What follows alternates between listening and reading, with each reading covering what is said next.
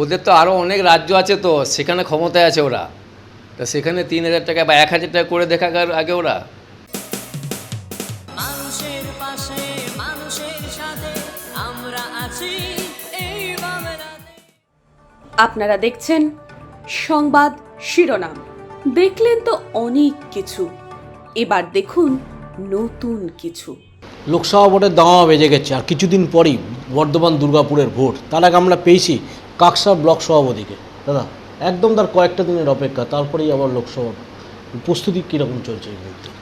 প্রস্তুতি আমাদের জোর কদমে চলছে। প্রস্তুতি আমরা ইতিমধ্যেই ভোটের প্রচার পর্ব, মিছিল, মিটিং আমরা শুরু করেছি এবং বাড়িতে বাড়িতে ডোর টু ডোর মানুষের যে চাহিদাগুলো আমাদের নেত্রী পূরণ করেছে সেইগুলো সম্বন্ধে সবিস্তার তাদেরকে আমরা বুঝিয়ে বলছি। পৌর ভোটেও জয়, পঞ্চায়েত ভোটেও জয়, তার আগে লোকসভা ভোটে কোন কোন প্রকল্পগুলো বেশি মাত্রায় মানুষের কাছে নিয়ে গেলেন?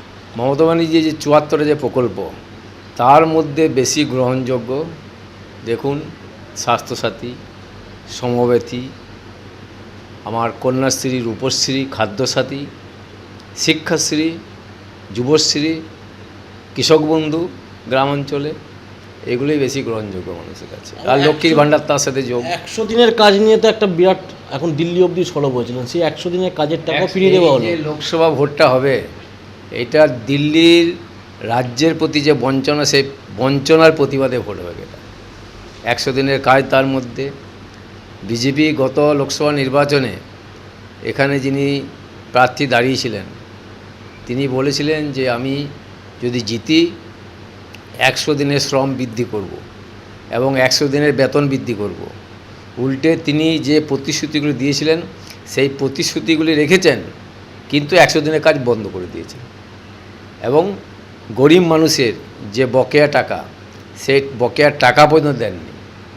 তাহলে তিনি এখানে জিতেছিলেন, আবার তিনি এখান থেকে চলে গেলেন আসানসোলে।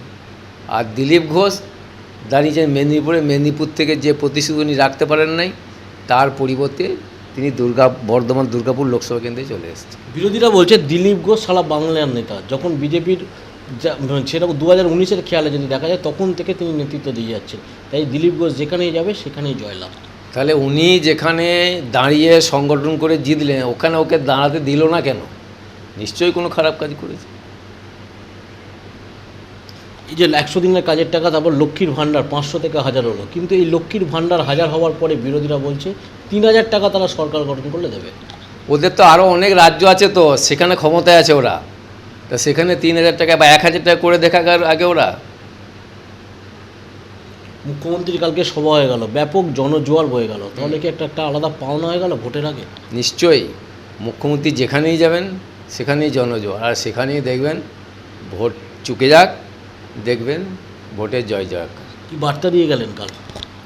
বার্তা দিয়ে গেলেন যে আমাদের যে নেত্রী যে প্রকল্প চালু করেছে, সেই প্রকল্পগুলি মানুষ সুযোগ সুবিধা পেয়েছেন এবং তিনি তার ফল পাবেন ভোটের মাধ্যমে।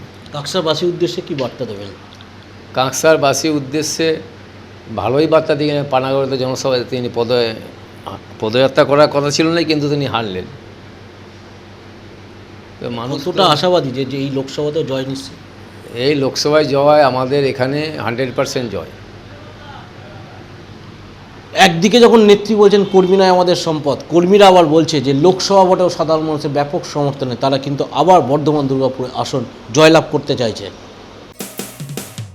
মানুষের পাশে মানুষের সাথে আমরা আছি এই বাংলাতে।